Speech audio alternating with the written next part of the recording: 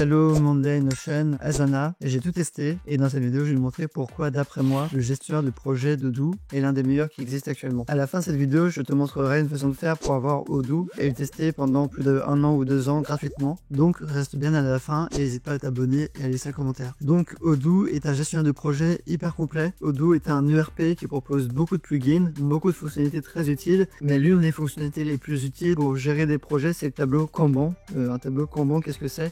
C'est un tableau en plusieurs colonnes qui va être tout simplement une grille pour gérer les tickets. Je vais vous montrer comment faire et comment ça fonctionne. Donc premièrement, effectivement, on a la fonctionnalité de drag and drop. On a effectivement des dates limites et des étapes. On peut aussi effectivement mettre des heures par tâche. Vous pouvez aussi créer des projets. Un projet, c'est quoi? Ça va être un tableau Kanban. Et dans un tableau Kanban, vous pouvez gérer les permissions, les accès, et ça marche plutôt bien. Dans mon cas, par exemple, j'ai un projet Kanban pour l'équipe de développement, un projet pour l'équipe marketing et un projet pour l'équipe vidéo, par exemple. On fait des vidéos de présentation, pour le coup, c'est quand même très complet comme outil. Maintenant, je vais vous montrer une démonstration que j'ai faite et qui vous montre pourquoi c'est l'un des meilleurs gestionnaires de projet. Donc, première chose qu'on va faire, on va aller directement dans l'onglet projet. Et là, par exemple, je vais créer un projet que je vais appeler tout simplement test. Là, je vais pouvoir ajouter des colonnes, par exemple backlog, qui est tout simplement les tâches à faire, une progress qui est les tâches en cours, et done pour les tâches finalisées. Donc on a 3 colonnes pour les tâches. Et là, je vais vous préparer des tickets. Donc voilà, ici, j'ai fait quelques tickets fictifs. Pour ce faire, c'est assez simple. Vous cliquez sur le plus. Ensuite, on peut par exemple mettre un titre. Nous, voilà, on propose des prestations de référencement SEO et SEA. Et on propose aussi des prestations d'organisation interne. Là, donc voilà, j'ai créé un ticket. J'ai assigné une personne dessus. Je peux aussi assigner un peu un ticket. Je peux aussi assigner un client une date limite. Et ça, c'est pas mal. On peut aussi paramétrer la partie feuille de temps pour savoir combien de temps la personne a passé sur cette tâche. Et voilà. Là, j'ai donc un ticket de test. Ce que j'aime bien avec Odoo, c'est que ici, on peut effectivement changer directement le statut du ticket, le faire passer du coup dans la colonne directement in progress. Là, j'ai un historique qui est mis à jour.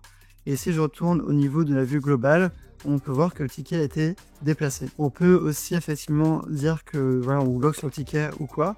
Et si voilà, on a plusieurs statuts, ça aussi on peut le définir. Voilà, en cours, changement, voilà, ça c'est très bien. Autre chose qui est très bien, c'est notamment si vous avez beaucoup en fait de tickets à contrôler.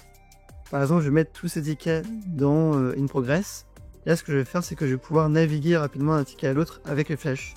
Et ça, c'est un gros avantage pour gagner du temps. Pourquoi? Parce que ça descend. Par exemple, ici, je suis dans la colonne Need Validation. Par exemple, voilà, c'est en In Progress. Mais on n'a qu'à dire que la personne, elle a fini ses tâches. Et que maintenant, je suis son manager. Et je dois contrôler ce qu'elle a fait. Pour ce faire, voilà, je vais aller sur son ticket. Et je vais pouvoir vérifier du coup le rendu, s'il est bon. Notamment dans les pièces jointes ici. Où la personne peut mettre en pièce jointe son travail. Et si c'est bon, je vais pouvoir mettre le ticket dans Done. Directement depuis cette vue. J'ai pas besoin de retourner sur la vue globale, contrairement à Trello ou alors le gestionnaire de projet de Nextcloud, où on est en fait obligé de retourner sur la vue précédente globale du tableau pour déplacer manuellement les tickets. Et là, je peux faire ça directement d'ici. Et encore mieux, je peux même passer au ticket suivant dans la colonne In Progress et la placer dans Done, comme ça. Comme ça me permet vraiment de gagner du temps.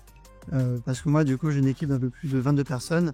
Et du coup, j'ai souvent beaucoup de tickets à contrôler rapidement. Et comme ça me permet vraiment de contrôler tous mes tickets. C'est une fonctionnalité assez importante que j'ai pas vue dans d'autres gestionnaires de projet. Dans les autres gestionnaires de projet, je suis obligé de quitter la vue et de déplacer manuellement les tickets comme ça. Ce qui, pour le coup, est un peu fastidieux. Donc, on a la limite de temps. On peut aussi un peu personnaliser le ticket ici en assignant une couleur. Bon, après, voilà, c'est un peu secondaire comme option.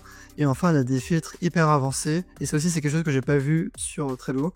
Où là, littéralement, on peut directement sélectionner une personne qui est assignée au ticket. Par exemple, je vais mettre Déborah, très bien. Et là, comme ça, je peux voir uniquement les tickets où Déborah est assignée dessus. Ce qui peut être pas mal si j'ai notamment 300-400 tickets. Odoo propose beaucoup de fonctionnalités. Il propose aussi notamment des formations en marketing et des événements, notamment sur Paris, qui sont vraiment franchement très sympas. Et il propose beaucoup d'autres fonctionnalités que j'ai pas présentées dans cette vidéo. Là, l'objectif, c'était surtout de vous montrer la fonctionnalité projet qui est redoutable. Maintenant, pour finir cette vidéo, je vais vous montrer un peu l'astuce pour essayer Odoo gratuitement pendant 2 ans. Ce qu'il faut faire, c'est bien remplir l'ensemble de ces informations.